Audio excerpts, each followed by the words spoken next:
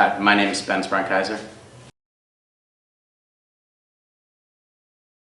So I'll do World Schools Debate, which is an international style debate that is much more sort of presentation-based and style-based, and that will include topics with limited preparation, so you know a few weeks before, but it's not heavily evidence-based, so you research, you look at stuff on the internet, you figure out sort of the basic literature on the topic and understand what the topic is about, and use limited statistics. And so there's some preparation when it comes to facts, but then there's a lot of preparation of just stylized preparation. How do you want the speech to flow? What's the beginning of the speech? What's the end of the speech? And so there's work like that. When it comes to Lincoln-Douglas debate, the preparation itself is much more important and is much more intense. So there you'll get a topic that you keep for anywhere between 2 and 4 months. So at the end of last year, for example, we had a topic from the beginning of December all the way through May. I actually had an elementary school teacher come up to me at the end of 5th grade and say, there's this really interesting activity debate. It's technically a league for 7th and 8th graders, but I want to try to get some of my 5th and 6th graders involved. Do you have any interest in doing it? And I actually went home to my dad and started talking about this. And I had no idea that he, in fact, had been a debater in both high school and college. But I went home and thought I was so cool, and so I explained to him that there was this really exciting activity, and it was called debate, and he might be interested in it. And having no knowledge whatsoever that, in fact, he had done it for a long time. And so obviously, he was excited to have me involved in it, although I'm not sure my mother loved the idea. And I think she's sort of come around now.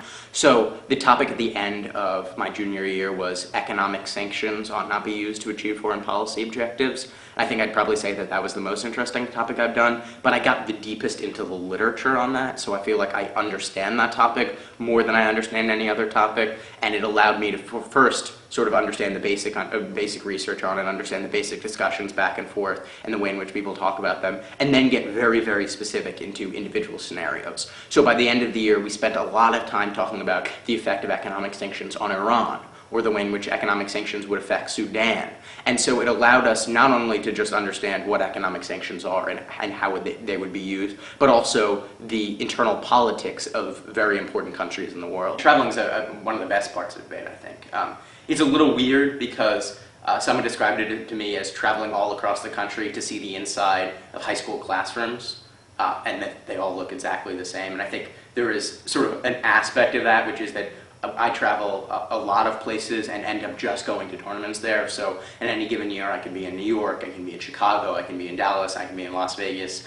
And unless you make the effort to say, I'm going to see what the city is like and learn to spend and learn a little bit about it, you sort of don't get the benefit of traveling. But if you take advantage of it, it can be fantastic. The last big tournament I went to was the NFL National Tournament. So that's the National Forensic League, which is the sort of big debate organization in the United States, holds a national tournament at the end of every year. This year, that took place in Kansas City, Missouri.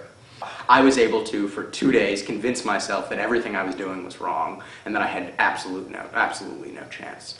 And then after 2 days and after 6 preliminary rounds, they bring everyone together in a sort of central area and take a really long sheet of paper and just roll down codes of numbers, so L296, L135, and you just know that you're associated with one of those. And if you see your name on the list, then you've qualified for the next portion of the tournament. I ended up debating in total 16 rounds, requiring me to win.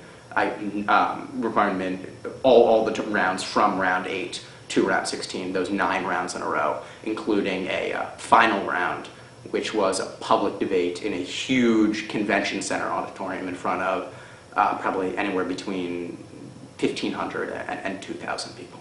Final round's this fantastic experience when you get to go up on stage and do a round in front of an enormous audience of people who are watching this round. 3 or 4 hours later, you have to come back and sit through this award ceremony, which I'm sure would be very exciting or fun to watch if you weren't waiting for your results of your own round. But it's this nail-biting experience of just waiting and waiting and waiting, and then they call you up on stage, and one by one, sort of in reverse order, from 7th, go through 7th place, 6th place, back to the end, and then announce the results of the final round.